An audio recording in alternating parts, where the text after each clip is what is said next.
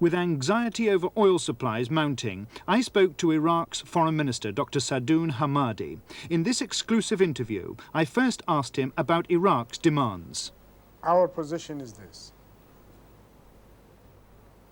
There is an international border between us and Iran, well recognized and defined in 1914, 1914.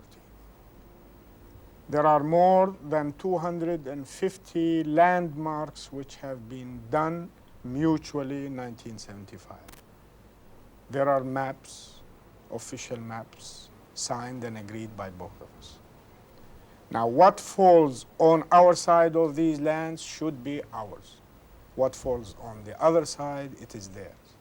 All we want is that they recognize officially that these lands are Iraqi lands on the land frontier. Second, Shatt al-Arab is definitely and absolutely an Iraqi river. We accept no Talwik or any other river. It has been always, since the dawn of history, an Iraqi river. Third, we would like to see that Iran makes pledge, an agreement, workable agreement, that they would not interfere in our internal affairs in any way, and that security and peace is maintained on our border. Now, if these are recognized with goodwill by Iran, we will not stay in any territory, Iranian territory. But the real question is surely this. By the agreement of 1913, the Iraqi border is on the right bank of the Shatt al-Arab. The Iraqi army now is in occupation of a great deal of territory on the right bank. Are you prepared to withdraw to the western bank? I told you what we want from Iran. If they are ready to guarantee these points which I mentioned, we have no claim or no ambition in any Iranian territory at all. We have just said that, definitely. So the Iraqi army will withdraw from the east bank of the Shatt al-Arab? Certainly. Do you foresee the Iranians in their present state and in their present mood agreeing to any of that? Well, I really can't speak for them. But from our experience, what we see in Iran is almost a lack of a government. We can't see a government that really looks after the real interest of the country, a government that's responsible, that can speak sense. At any rate, I know what you mean. It is very difficult to come to understanding with the present regime in Iran, but this is up to them. This is up to them.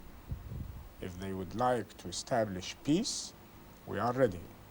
If not, they bear the consequences. And the consequences are what? Well, we have to do something to make them to come to sense. We tried peacefully, we were unsuccessful. We have to do it this way, and they have to come to sense. All what we ask is what I told you. Would you like to see the Iranian regime overthrown?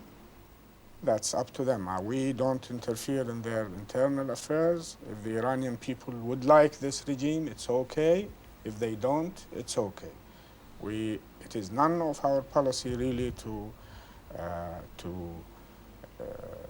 overthrow or change a regime. We are an unallied country. But if you ask me what is this regime is doing, I think it's ruining Iran. This regime is leading Iran to a catastrophe.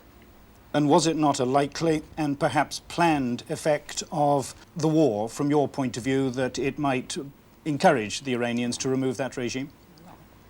The Iranian regime was in chaos much before that. This is just an outcome, not a cause. Minister, we are now in the second week of major hostilities between your country and Iran. What do you feel at the moment are the prospects for a ceasefire? Well, from what I hear in the news, the Iranians are still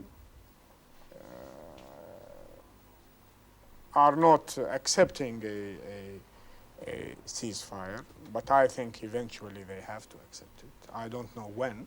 It all depends on them. Ceasefire or surrender? I can't say that it is a ceasefire or a surrender, but I'm saying is that we are ready to talk and negotiate with the Iranians if they are ready to accept the points which I mentioned. But they have to accept those conditions in advance of any ceasefire. Those are not conditions.